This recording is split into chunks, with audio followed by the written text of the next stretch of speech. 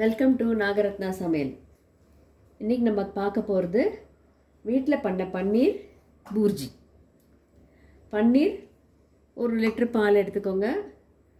Lime விட்டு பன்னீர் பண்ணிக்கலாம் வீட்டில்.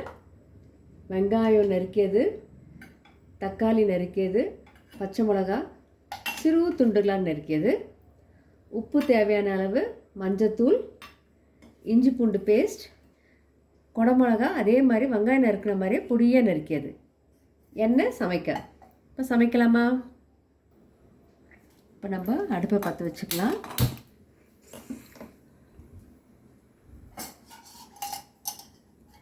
எண்ணெய் 2 டீஸ்பூன் விடுங்க போகிறோம். எண்ணெயை நல்லா ஸ்ப்ரெட் பண்ணி விட்டுக்கோங்க. இப்போ நம்ம வெங்காயம், பச்சை மிளகா, தக்காளி எல்லாம் போட்டுடலாம்.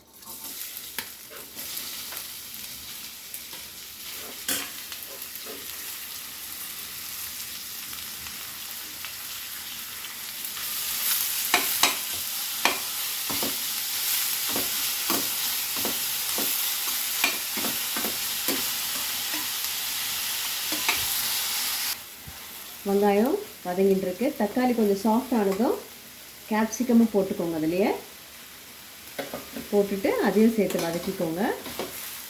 கேப்சிகம் எல்லாம் கொஞ்சம் சங்கியாக இருந்தால் தான் நல்லாயிருக்கும். அதுக்கு ரொம்ப வேக விடக்கூடாது. அதனால் நோ வாட்டர் இன் திஸ். வாட்டரே இல்லாமல் ரெசிபி இது. இப்போ நம்ம இஞ்சி பூண்டு பேஸ்ட்டு போட்டுடலாம். அப்புறம் மஞ்சள்தூள், உப்பு எல்லாத்தையும் சேர்த்து சிம் பண்ணிவிட்டு மிக்ஸ் பண்ணிக்கோங்க. எல்லாம் போட்டு மிக்ஸ் பண்ணதும் ஜஸ்ட் ஒரு 2 மினிட்ஸ் மூடி போட்டு வைங்க. அந்த மிளகா எல்லாம் குக் ஆகிறதுக்காக சிம்லேயே இருக்கணும். இப்போ நம்ம ஓப்பன் பண்ணி பார்க்கலாம். அந்த தண்ணி அதிலே விட்டுடலாம். ஸோ இப்போ நம்ம பன்னீரை போட்டுருவோம். நல்லா உதிரி உதிரியாக இருக்கும் பன்னீர் வீட்டில் பண்ணது. அதை நல்லா போட்டு மிக்ஸ் பண்ணிட்டீங்கன்னா பன்னீர் பூஜி ரெடி. ஒருத்தர் ஒரு மாதிரி பண்ணுவாங்க இந்த பன்னீர் பூஜியை. என்னுடைய ஸ்டைலு தண்ணியே விடாமல் இப்படி பண்ணுறது தான். யார் வேணாலும் பண்ணலாம் ஈஸியாக.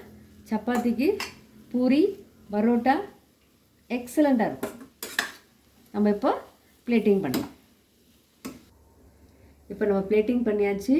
சப்பாத்தி, பூரி எக்ஸலண்ட்டாக இருக்கும். இது நீங்கள் ட்ரை கலர் பன்னீர் பூஜின்னு கூட பேர் சொல்லலாம் இதுக்கு. ஸோ அவ்வளோ டேஸ்டியாக இருக்கும். ரிலீஸ் பண்ணுங்கள், லைக் பண்ணுங்கள், ஷேர் பண்ணுங்கள், சப்ஸ்கிரைப் பண்ணுங்கள் நாகரத்னா சமையலுக்கு. தேங்க்யூ.